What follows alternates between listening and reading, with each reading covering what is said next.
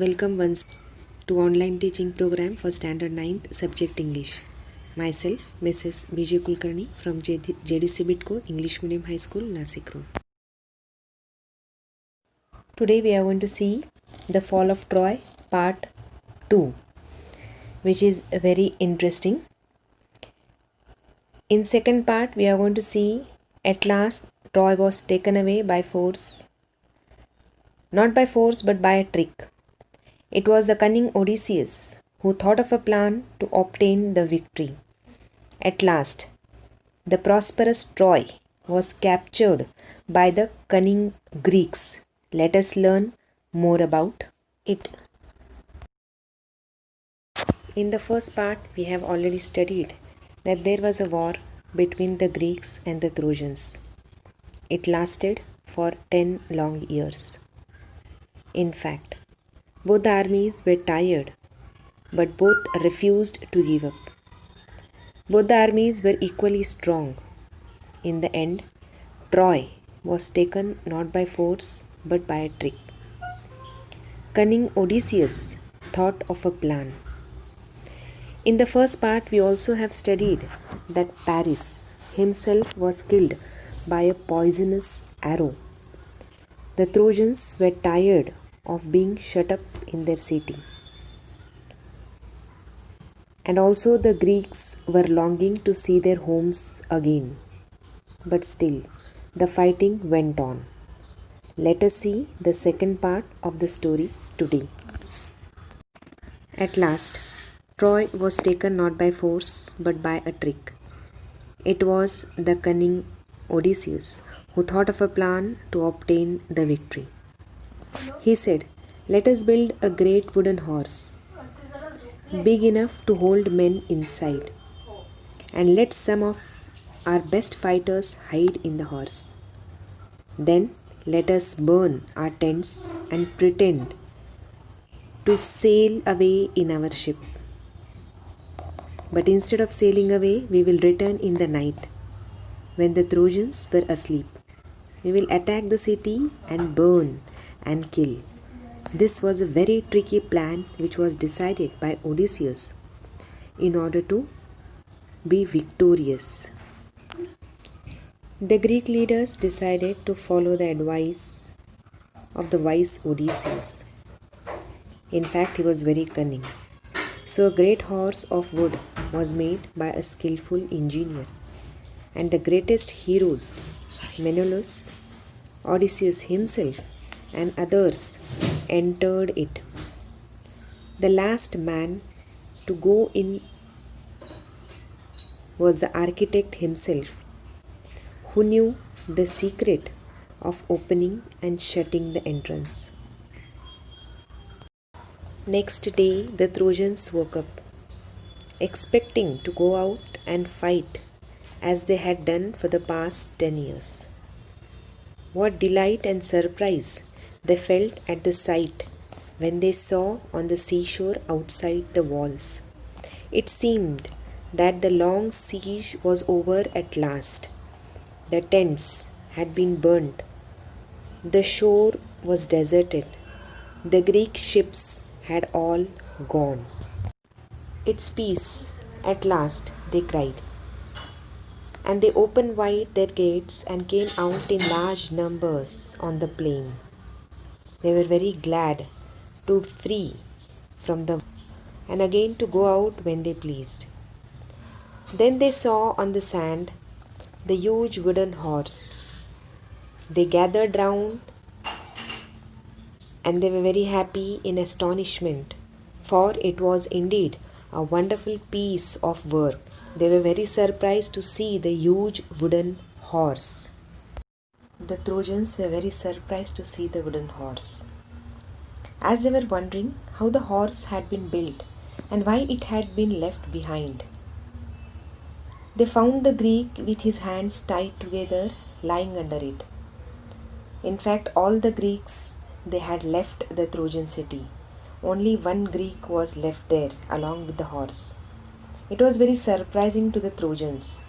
When the Trojans dragged him out, the man pretended to be very frightened of them. In fact, it was a plan of Odysseus to keep a person behind along with the horse, to just tell them about the secret plan of Odysseus. When he was commanded to tell the Trojans why the Greeks had gone and why they had left this horse behind. In fact, the Trojans forced him to tell that why he was left behind by the Greeks. He pretended to tremble very much and refused to speak. In fact, he was hesitating. He did not want to disclose the secret. That was obviously a plan which was made by Odysseus. When at last they threatened him to kill, he spoke and told them this false tale.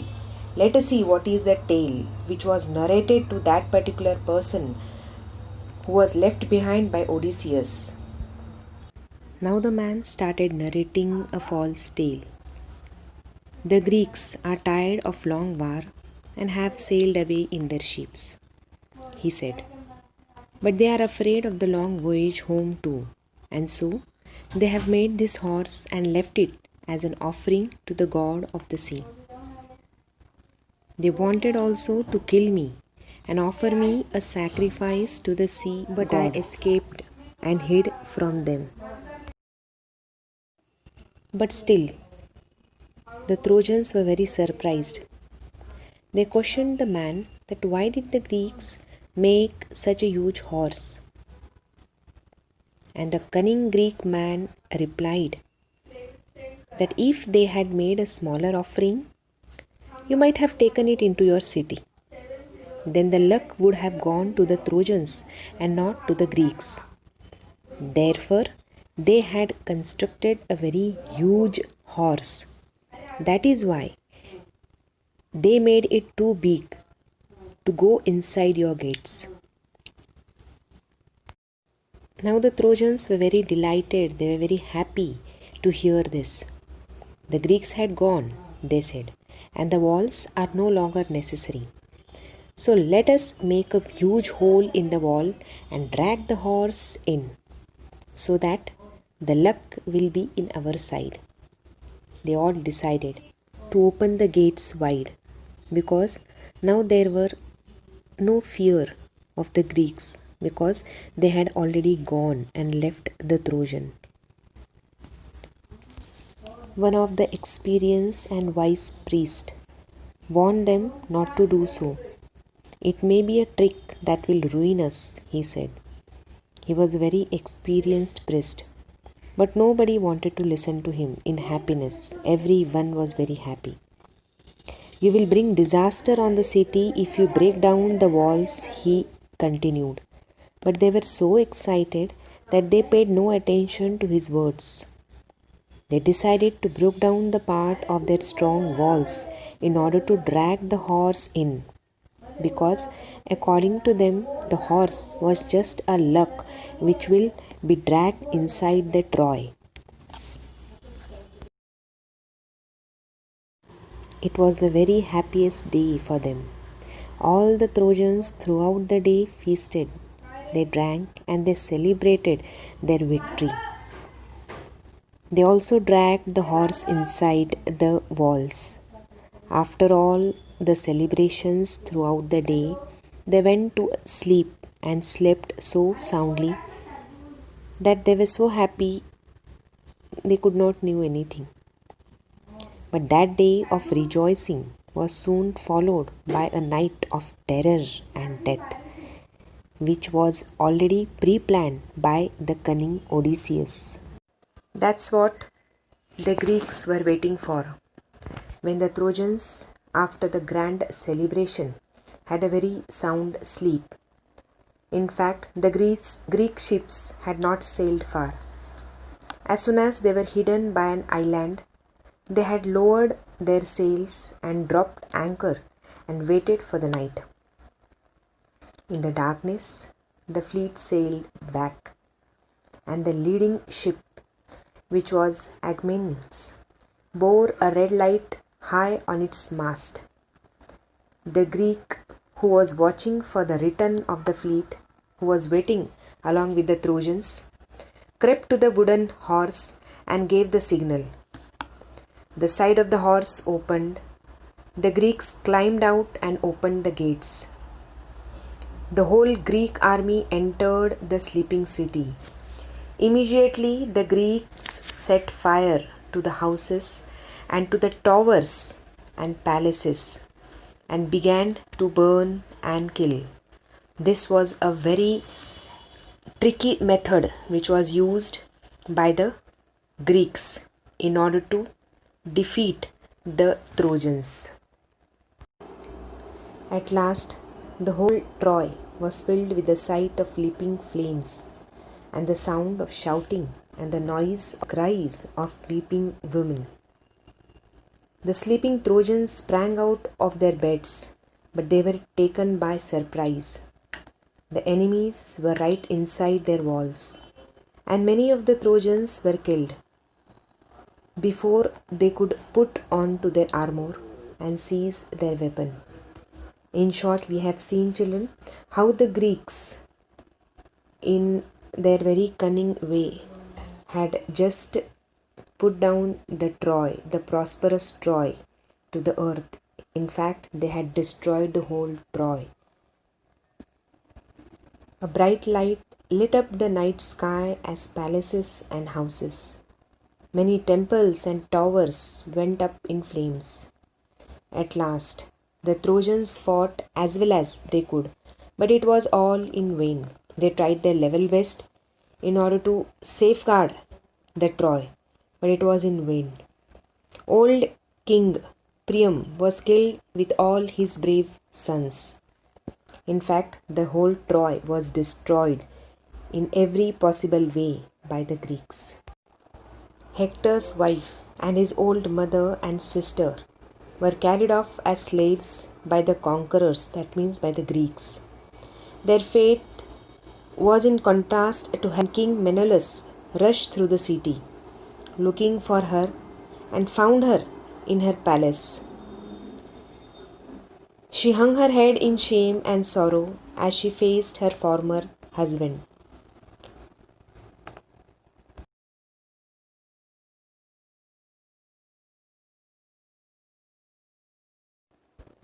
In fact, her voice was choked with emotion when she saw her husband, and she could not speak a word. But Menelaus forgave her and she went back with him. For later on, she realized that it was only Aphrodite who had caused her to run away from him and from her child, who had also turned her heart away from her and her home, her husband and the child. When morning came, in fact, nothing was left of the proud, rich, prosperous city Troy that had resisted attack for 10 long years. In fact, it was like that the Greeks, through their cunning and tricky way, had captured and destroyed.